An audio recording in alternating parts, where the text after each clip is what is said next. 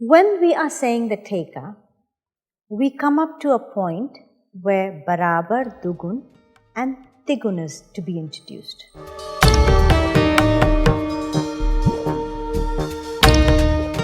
Now, Tigun is a concept where you are going 3 beats to 1 matra. 3 bowls to 1 beat. Till now it was 1, 2, 4 and 8.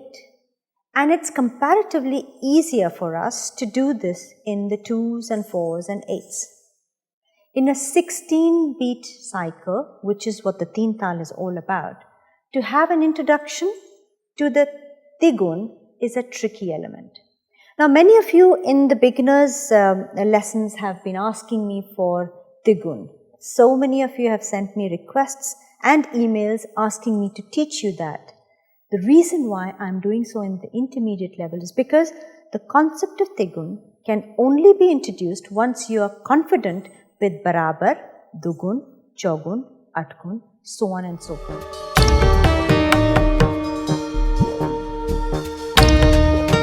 Tigun should now be introduced. I personally feel introducing the right concept at the right time is very important for it to be absorbed and understood.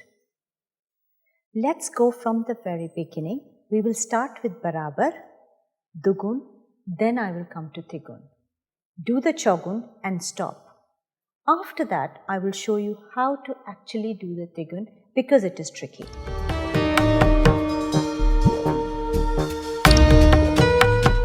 When we are showing the Tal, it's important to say the syllables of the Tal rather than the Tatkal.